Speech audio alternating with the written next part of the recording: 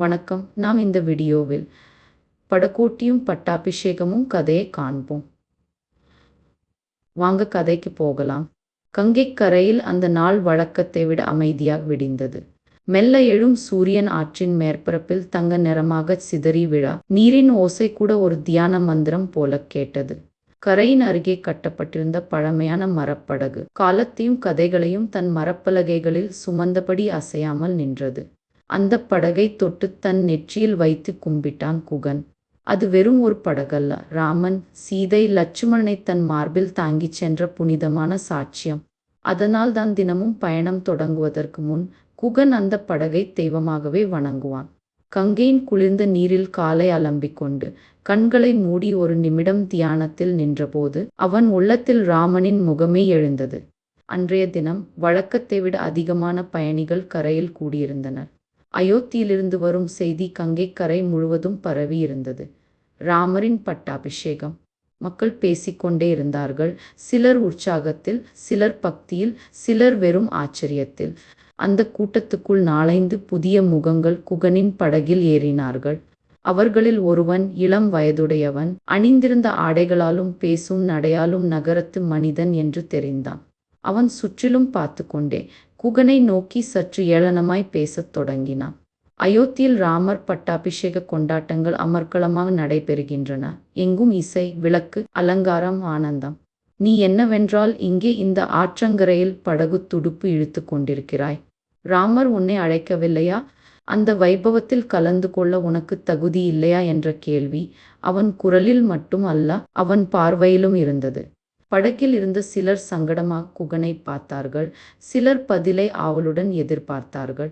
குகன் துடுப்பை மெதுவாக நீரிலிருந்து எடுத்து வைத்து அந்த இளைஞனை நேராக பார்த்தான். அவன் முகத்தில் கோபமும் இல்லை, வருத்தமும் இல்லை. இருந்தது ஒரு அமைதியான நம்பிக்கை. ஐயா, ராமபிரானுக்கு என் நினைவு வராதிருக்குமா? உன்னோடு சேர்த்து ஐவரானோம் என்று என்னை தன்னுடைய 4வது தம்பியாக கருதியவரே அவர்.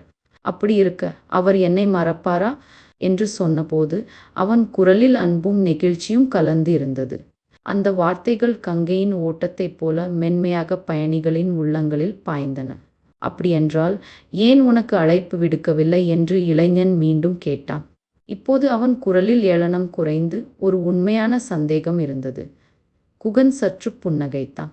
ஒரு திருமணம் அல்லது பெரிய விசேஷம் என்றால் நெருங்கியவர்களுக்கு பொறுப்புகளை ஒப்படைப்பார்கள் அல்லவா? எல்லோரும் மணமேடையில் உட்கார்ந்து விழாவை பார்க்க முடியாது. சிலர் சமையலை பார்த்து கொள்வார்கள், சிலர் விருந்தினர்களை வரவேற்பார்கள், சிலர் ஒழுங்குகளை கவனிப்பார்கள். அந்த பொறுப்புகள் இல்லை என்றால் விழாவே சரியாக நடக்காது. அப்படியொன்று எனக்கும் ராமர் ஒரு பொறுப்பை தந்திருக்கிறார். பட்டாபிஷேகத்துக்காக அயோத்திக்கு செல்லும் மக்களை இந்த கரையிலிருந்து அக்கறைக்கு அழைத்து செல்ல வேண்டும். இந்த படகில் ஏற்றி அவர்களை சேர்க்க வேண்டும்.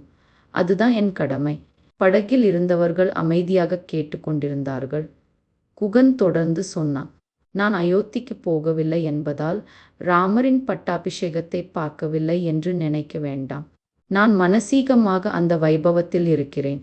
என் கண்களை மூடினால் போதும், சிங்காசனத்தில் அமர்ந்திருக்கும் ராமர் தெரிகிறார்.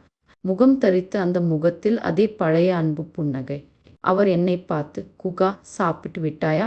வெகுமதிகளை வாங்கிக்கொள் என்று பாசத்துடன் சைகை செய்வது போல உணர்கிறேன். அந்த ஒரு கணம், அந்த ஒரு பார்வை எனக்கு எல்லாவற்றையும் தருகிறது. குகன் பேசிக் கொண்டிருக்கும் போது கங்கை காற்று சற்று வேகமாக வீசியது.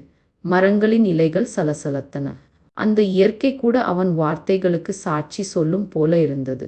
படகில் இருந்த முதியவர் ஒருவரின் கண்களில் நீர் திரண்டது. இளைஞன் தலை குனிந்து விட்டான். அவன் கேட்ட கேள்விக்கு அவன் எதிர்பாராத பதில் கிடைத்திருந்தது. இங்கே ஒரு மனிதன் புகழையும் விழாவையும் விட்டுவிட்டு கடமையே வழிபாடாக மாற்றிக் கொண்டிருந்தான். படகு மெதுவாக நகரத் தொடங்கியது. குகன் துடுப்பை நீரில் இழுக்கும் ஒவ்வொரு தடவையும் அது ஒரு பூஜை போலவே இருந்தது. பயணிகள் ஒவ்வொருவரும் தங்கள் மனத்தில் ராமரின் பட்டாபிஷேகத்தை கற்பனை செய்தனர். ஆனால் அதைவிட மேலான ஒன்றை அவர்கள் இங்கே உணர்ந்தார்கள். அது உண்மையான பக்தி. குகனின் வாழ்க்கை அவர்களுக்கு பாடமாக மாறியது.